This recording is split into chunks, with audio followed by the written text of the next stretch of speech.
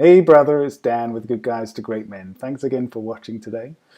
I wanted to do a very short video about a topic that comes up a lot in conversations that I have with men. I had one just today with a guy, and he's talking about the intimacy or the connection in the relationship and how when they do connect, when they are intimate, whether that's just cuddling, whether that's having sex, whether that's flirting and playing and having fun, they always enjoy it, right? They have a great time. When they go out, they have fun. But at home, when he wants to talk about stuff, when he wants to bring stuff up that's around intimacy and connection, and yes, sex, because we all love sex, and he wants to be able to talk about that stuff openly, vulnerably with her, she shuts down or she gets upset and they end up having arguments. And he's going, we have a really good basis of our relationship. It's really kind, it's really loving, we care about each other a lot, we've got kids, we have a great family, we have a great relationship.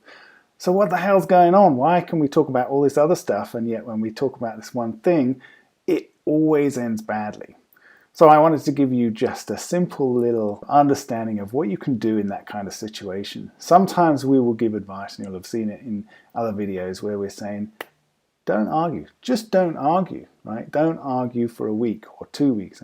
That's more for situations where there's anger happening and when there's lots of arguments happening. In this situation, it's not lots of arguments, but whenever this particular topic comes up, connection, intimacy, vulnerability, emotions, sex, the good stuff, whenever that stuff comes up, it ends up going to an argument. So in that situation, when you find yourself in an argument, there are three things that you can do, three routes you can go down. Route one is give up, throw your hands up, accept how the other person is being, and give up on yourself, right? Give up on your self-respect, give up on the thing that you want, and just acquiesce to whatever the other person wants. This is what the nice guy does, tries to avoid all kind of conflict.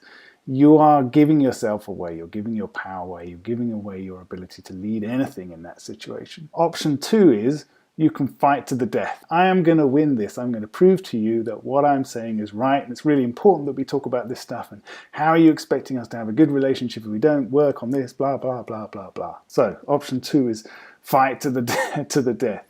Problem with that is you might win the argument, but you're going to end up with someone who's harboring some resentment. There's some bitterness in there, and that's going to play out for the next few days, maybe even longer, maybe into the next time you have cuddles, maybe into the next time that you're having sex.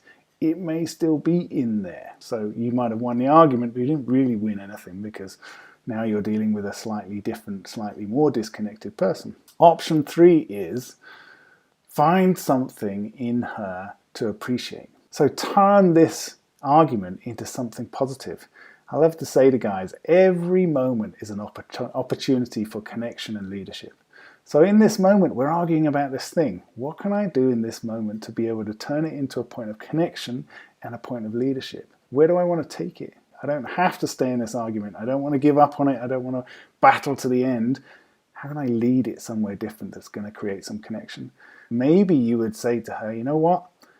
I love how you stand by your values. I love how this is really important for you and you want to stand up for it. And I respect that. And that's one of the things that I find really attractive about you. Neither of us are necessarily going to find a solution to this right now, but I tell you what, I just enjoy watching you get a little bit fiery and you bring some playful energy into that interaction. You bring some of what we would call the lover energy into your interaction, and you change it, you flip it into a point of connection. You show her something about her that is attractive to you. Reach in there somewhere and find something that's attractive to you. Could be anything. And so oftentimes I'll talk about this as there'll be points in your past where she's been upset, she's been angry, she's been tired or overwhelmed, and you've made some kind of joke or made some kind of comment, sarcastic comment, whatever it is, and you see just the tiniest little corner of her mouth or her eye twitch, and you can see that you made her laugh. She may not have laughed out loud, but somehow you've got a little bit of humor in there, and she's like, motherfucker, how did he break? I want to be pissed off with him now, but he's snap me out of it, right? You have the ability to do that. It's a wonderful thing. Both of us have the ability to do that. She can do that for us sometimes, and you can do that for her. It is an awesome way of connecting. It's an awesome way of creating leadership in that moment. So, if you can bring humor, best possible thing ever. This is where there's an article, I'll link it in the description, that we wrote before, which is around Jane Pretty when mad, right? Just bringing some humor, some lightness into this. We don't need to have an argument around this. Actually, we can talk about this stuff and it'd be fun and it'd be light and it'd be a point of connection. So that's what I wanted to give you today. This is some of the stuff that we talk about with guys all the time. I'd love to help you move forward with that.